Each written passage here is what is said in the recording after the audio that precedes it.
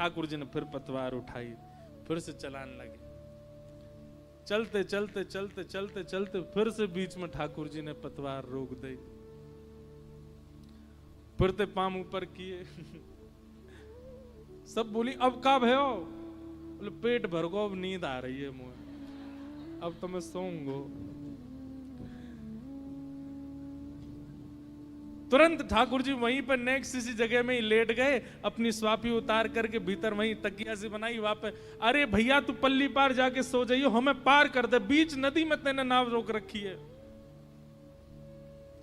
ठाकुर जी उठे, अपनी आंख मीड़न लगे, बोले भैया मैं कहां फंस गऊं तुम लोगन के बीच में। अब मेरी हार दूर करवे के काजे मेरो मन लगानो पड़ेगा, मेरो मन ना लग रहा, मैं बहुत मेरो मन उचट रहा है, तुम सबरीन को देखवे में मेरो बिल्कुल मन नहीं लग रहा। धाम दुल्ला सी बैठ गई हो मेरी नाम में। ललिता विशाखा बोली कहा चाहिए तू ये बता। बोले मेरो मन तो केवल एक को देखवे में ही लग रहा है, उनको सबसे आगे बैठा, मैं उनको देखता रहूंगा, मेरा मन लगता रहेगा, नाव पल्ली पार पहुंच जाएगी, तुम सबरी पीछे जाओ।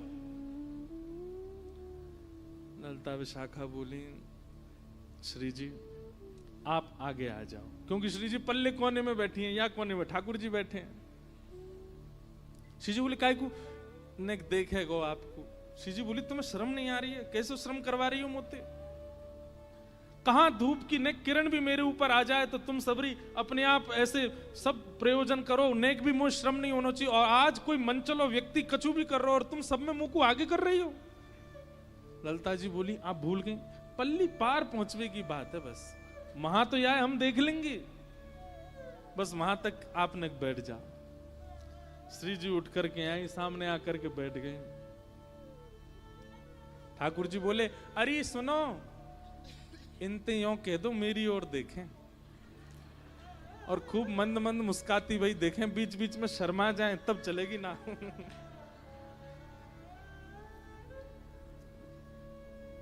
आहा, श्री जी ने एक देख लो।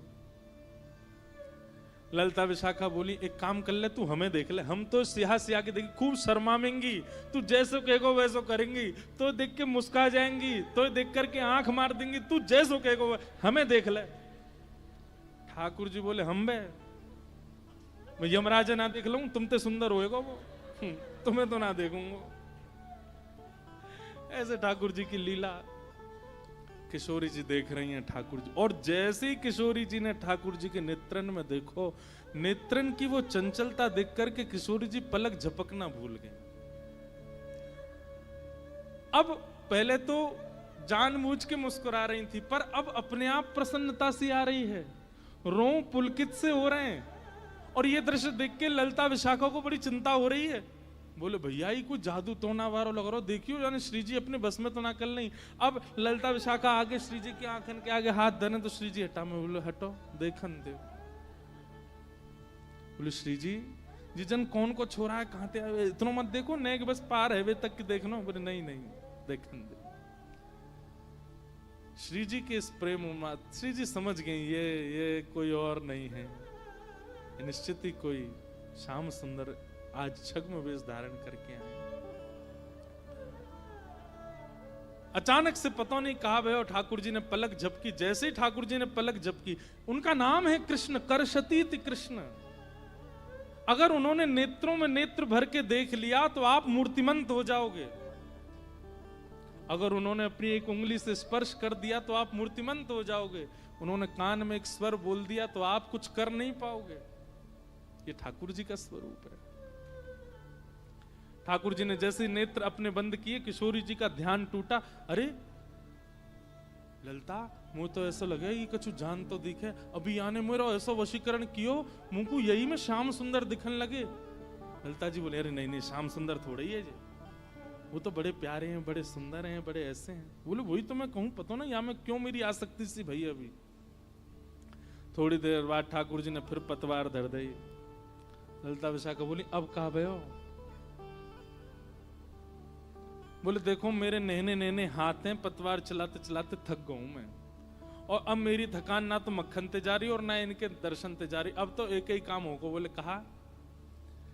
मुंह पे एक मंत्र आवे, पर वह मंत्र को जब तक मैं कोई के कान में नहीं पढ़ूंगा तब तक वह मंत्र को कोई प्रयोजन नहीं। और वह मंत्र की ऐसा प्रभाव है कि वह मंत्र के बोलते ही नाव अपने आप चलने लगेगी।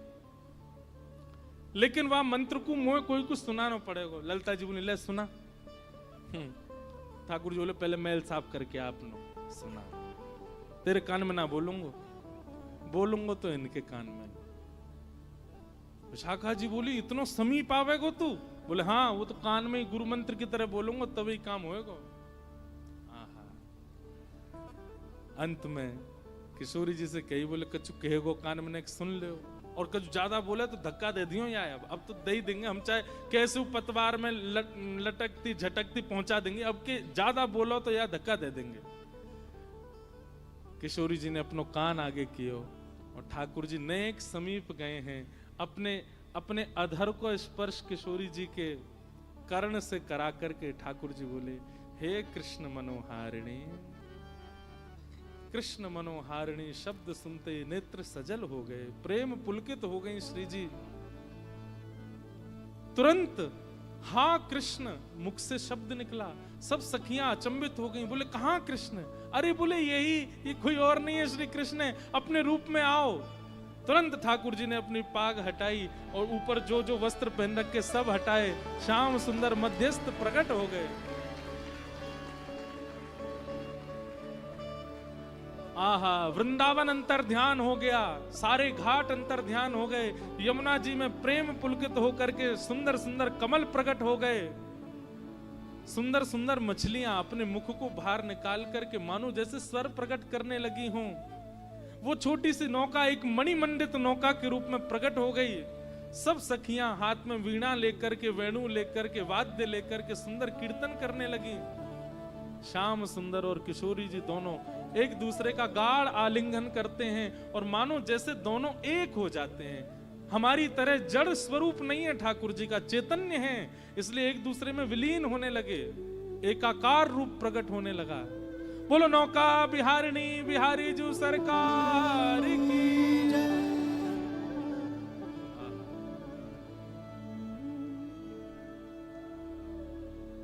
बैठे यू